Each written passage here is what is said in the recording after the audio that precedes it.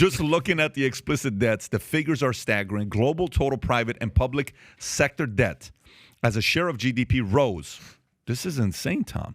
From 200% in 1999 to 350% in 2021. The ratio is now 420% across advanced economies and 330% in China. In the United States, it is 420%, which is higher than during the Great Depression. I have to read this to you one more time. I don't know if you kind of were distracted. Put your phone aside and just listen to this for a second. I'm asking you to listen to this for a second. I'm going to read the sentence. Just looking at explicit debts, how much debt we have. The figures are staggering. Globally, total private sector and public sector debt as a share of GDP rose from 200% in 1999 to 350% in 2021. The ratio today is 420% across advanced economies. That's 330% in China, but U.S. is at 420, which is higher than during the Great Depression and after World War II. Damn. Of course, debt can boost economic activity if borrowers invest in new capital, machinery, homes, public infrastructure.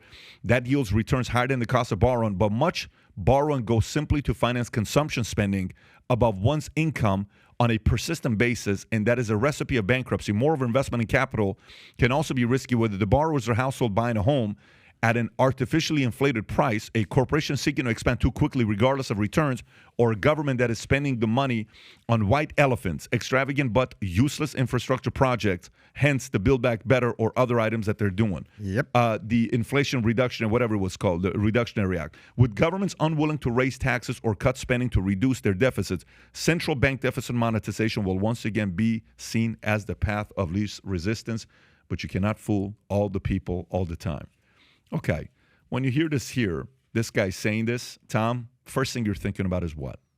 What I'm thinking about is, so put it in perspective, 420%.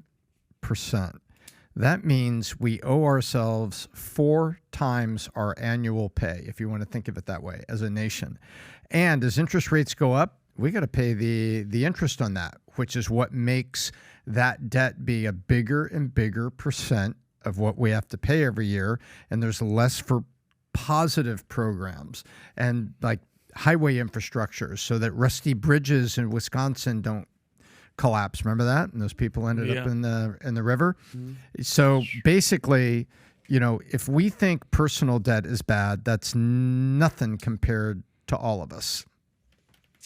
Can we just give a shout out to the writer of this article? Yeah. Tyler Durden from Fight Club is the author of this article right here. No, this is Zero Hedge, and he uses. I know Zero Hedge. He uses the Tyler. Yes, of course. But you know this, Tyler Durden, destructive, doomsdayer. We all know that. But you know, I asked you a question earlier, Tom, about like the reasons why we think the housing market would crash, and you know the correlation with what happened in 2008. But for years and years and years, we've been hearing about this potential debt crisis, and this obsession with debt, whether it's in personal debt, whether it's business debt, whether it's GDPs, countries borrowing debt, African nations going into debt to China, debt. Iran borrowed how much money from China? But this obsession with debt, it's not going to have a good ending for a lot of people. I mean, I'll tap into my inner Dave Ramsey here, but debt is dumb. And unless you can kind of, you know, what they highlight here, unless you can kind of borrow money and then parlay that into a higher rate of return, yeah, you can obviously grow your wealth and grow your country's GDP, but the downside to it, which this article highlights, it could get very, very ugly. In the middle of what Pat read, it says, but borrowing that goes simply to finance consumption. Oh, you mean like $1.4 trillion that was just handed to people that went to Vegas and bought things during COVID? Yeah. Yep.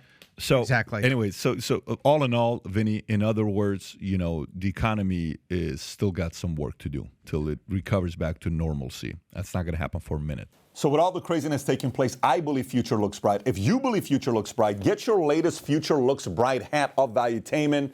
It says Future Looks Bright here, Future Looks Bright here. We got them in white, we got them in black, we got them in red. Our black on black sold out. These are about to sell out. If you haven't ordered one yet, we had a person in Michigan, bought one, then he bought 3. Then when those 3 people weren't in the office, they had to order 58 of them because people wanted the Future Looks Bright hat, especially during times like this, because ain't nobody saying Future Looks Bright. To order your Future Looks Bright hat, click over here And to watch the entire podcast, click here. Take care, everybody.